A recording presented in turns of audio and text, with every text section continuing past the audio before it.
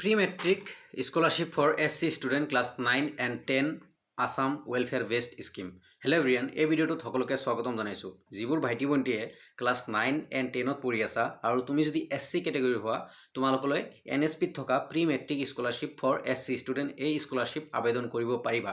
ইয়াৰ বাবে ইতিমধ্যে ওপেন হৈ গৈছে, স্কিম ওপেন হৈ গৈছে 1 জুন 2026 ৰ পৰা ওপেন হৈ গৈছে আৰু তোমালোকে ইয়াৰ অন্তিম ডেট আছে 30 সেপ্টেম্বৰ 39 2026 অৰ্থাৎ 30 সেপ্টেম্বৰ লৈকে তোমালোকে আবেদন কৰিব পাৰিবা।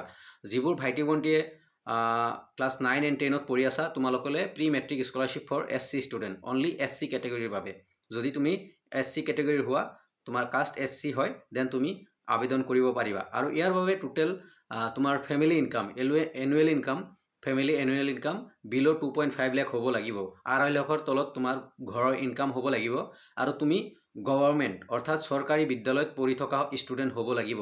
তুমি ক্লাস 9 and 10 যদি গভৰ্নমেন্ট অৰ্থাৎ সৰকাৰি স্কুলত পঢ়ি আছা দেন তোমালোকে NSP ত থকা pre matric scholarship for SC student আৰু SC ক্যাটাগৰী হোৱা তোমালোকে এই স্কলাৰশ্বিপ আবেদন কৰিব পাৰিবা আৰু তোমালোকে এই ইয়াৰ বাবে তোমাৰ ঘৰৰ ইনকাম কিমান হ'ব লাগিব 2.5 লাখ আৰু ইয়াৰ বাবে তোমালোকে SC ক্যাটাগৰীৰ যিবোৰ ষ্টুডেণ্ট আছা তোমালোকৰে NSP 3500 টু ম্যাক্সিমাম 7000 লৈকে টকা প্ৰদান কৰে বা 3500 টু 7000 স্কলাৰশ্বিপ এমাউন্ট দিয়ে।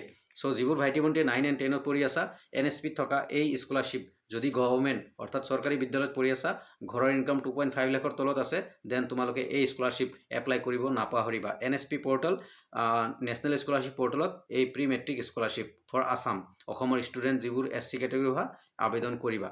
সো ভিডিওটো কেনে লাগিছে কমেন্টত জনাবা আৰু পাৰিলে ভিডিওটো শ্বেয়াৰ কৰিবা আৰু এটা লাইক কৰিবা। ধন্যবাদ।